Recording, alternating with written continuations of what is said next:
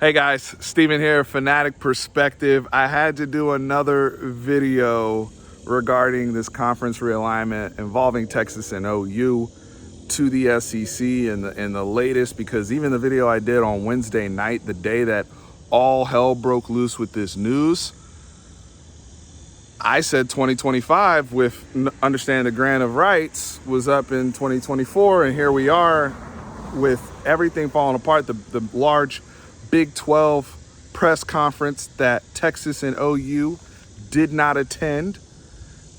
The whole Big 12 is falling apart. And so, hey, where are we at as of today, Friday the 23rd, in addressing all this? Because everything is happening at a warp speed, a rapid pace. And from a historical standpoint, it is unbelievable to watch this. I'm a big historical buff myself. I pride myself on understanding context of certain situations that predate my fandom or predate my existence. And, you know, when going back to the Southwest Conference, going from polls to the BCS system, to the playoff system, and just the inner workings of politics and college football. And I was watching Josh Pate today on Late Kick and his passionate video as from the standpoint of a college football fan, because there's something he said there that I want to address. And our friends over in College Station, you know, the Casey Smiths of the world, Billy, all those folks out there that are very upset with all this news, and not just the news, but how it's going down, right? Because if you're a Texas A&M fan, you understand this. You understand the power and the brand of Texas better than anybody else does. And you know that now that they're in the conference, that directly impacts your recruiting pitch. This is all stuff I said on Wednesday night. What has really changed is the time frame on this, the timetable, and how quick these things are moving, and the progression that was already made in terms of negotiations, because we find out today they've already been 6 months in at this. And kudos to everybody involved from a professional manner of not leaking it to this point, because that tells you how motivated everybody at the table is to get a deal done. So now that the blowback is happening and all of the conversations are happening about we're destroying the landscape of college football, we're destroying, and I made the note to say this on Wednesday, and I'll say it again. If you're a traditionalist and understand how this grows up, how you grew up with college football, I get it. I totally get it from a standpoint of, this is not the sport that I fell in love with. This is not the dog eat dog, just sheer unfiltered capitalistic voyage that we signed up for. I get all that, but it's a new day, right? And evolution happens, just like how you got to the point of where you enjoy college football. And Texas and OU flexing their collective muscle, the SEC flexing their muscle, Disney and ESPN flexing their muscle with these TV contracts. Like, people are hitting me up about, well, Steve, you guys are going to lose the Longhorn Network. I would care about that if it was 10 or 11 years ago. And that's no shade to the Longhorn Network, but like, we're in an era now of streaming. You people are watching me on YouTube. You people watch so much content, you stream. We have all these streaming platforms.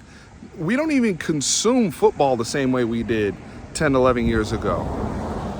We don't.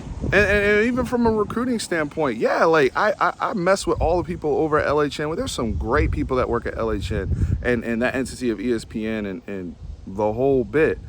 But like, bigger picture, you're talking about something that was relevant 10 or 11 years ago. The landscape of media has evolved, and this is what is happening now. So them taking LHN or whatever, Texas is thinking big picture. That's why what Josh Pate said today about you can't look at this in the microcosm of a 4-month season, but a 40-year decision. That's why, like, you miss me with all the on the field stuff. Like, y'all couldn't eat in the Big 12 and winning your conference. So what are you gonna do? Outside of the fact that Texas won the award for the most successful Division I program in the 2020-21 season, that aside as well, or the success that OU has had in the Big 12 and college football, this is about power, brand, influence, money. And who brings money to the table, and how can we maximize that?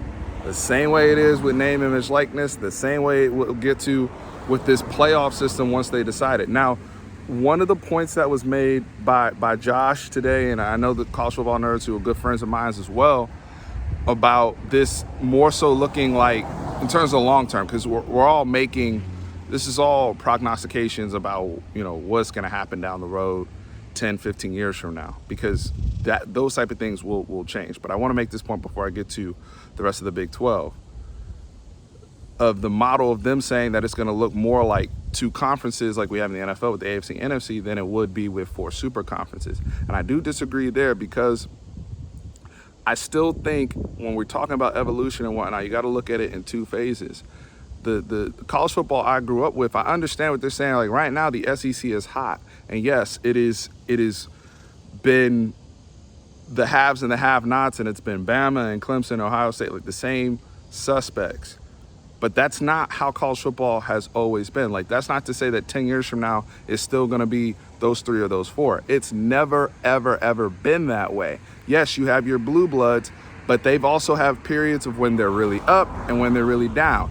I am old enough to remember when Bama was down and really, really down, and playing people like Southern Miss on ESPN and ESPN2. I am old enough to remember when Colorado was really good, when Nebraska was arguably the greatest team of all time in 1995. I'm old enough to remember how dominant USC for me in high school was what Bama is today.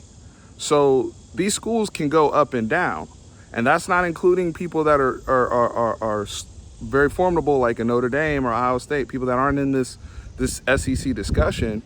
But that whole West Coast, Stanford, Washington, USC, all these Pac-12 schools, yes, if they go ahead and take on a Tech or a TCU or Oklahoma State, because this shifts me into my Big 12 standpoint, even a Baylor, we go beyond football. Baylor, if I'm not mistaken, just won the national championship for men's basketball, which is a high revenue generating sport. Yes, I understand that's not a part of the football conversation, but just to reduce it down to 2 of my friends that are from the South, and I know the lens, yes, they are college football guys, but they look out of the lens from the South still.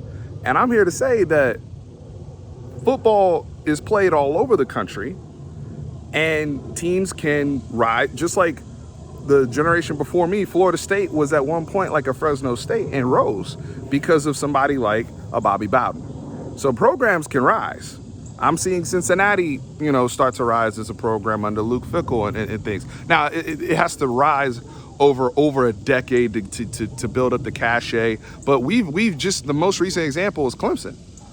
When I was in middle school, elementary, Clemson wasn't like that.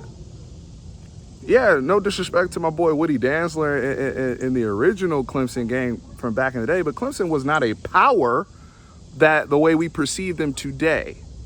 So understand that you can't just make these decisions and say that, well, we can't have 4 super conferences because there's not enough good enough programs, when you don't know really who's going to be a good enough program 10, 15 years from now, or who may rise.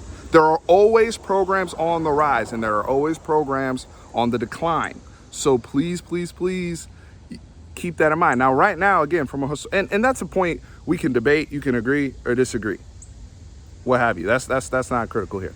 But adding a program like Baylor, the thing is with these schools like Baylor, Oklahoma State, Tech, all these schools, they just can't be your third chair, right? Like in the SEC, you have Alabama, LSU, Florida, Georgia.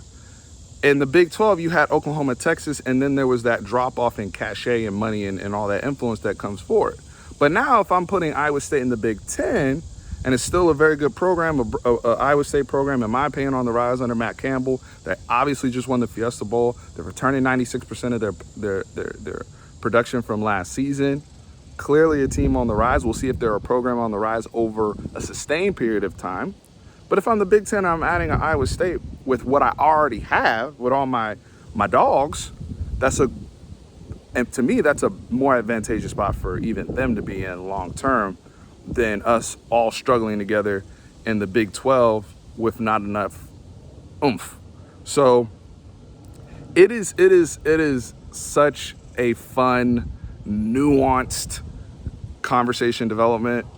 And I know Casey Smith gets a lot of flack from from Texas fans and whatnot, and all the things that A&M people say. But I do agree with her about saying, as A&M fan base, we got to stop crying and let's just play, because there's nothing we can do to stop it. And that's from somebody at A&M that's saying that. That's not from me as a Texas fan. I agree with that. That should be the energy, and you should be, if you've done everything you say you've done over the last 10 years, then there should be no worries moving forward, because your program's already established under Jimbo Fisher. Are you a program on the rise, or are you a program on the decline? And that's not just measured by one season where you finish 5th. That's over a period of time. I'm not trying to just sit up here and, hey, I know we're joking back and forth, but when we're talking business and talking ball here, like, this is a very, very real thing that needs to come across and be explained in terms of context over a sustained period of time. That's why I keep saying that over and over again. So from a Texas and OU standpoint, 40 years, not 4 months, like my boy Josh said. But I appreciate just the, these are thoughts. I'm gonna just have these videos just coming out as I'm seeing things real time, because again, we are all in a very historical point in this sport that we all love, this sport that we're all passionate about. We may not agree with every single thing, but I think there's enough smart people in the room and enough people that care and love college football that also want to make a lot of money, but understand that they got to keep the sport upright and keep the sport entertaining and keep the sport evolving and changing for the better for the duration of my lifetime and lifetimes to come. So, guys, I appreciate y'all. And for my Texas fans out there, remember, one's always up.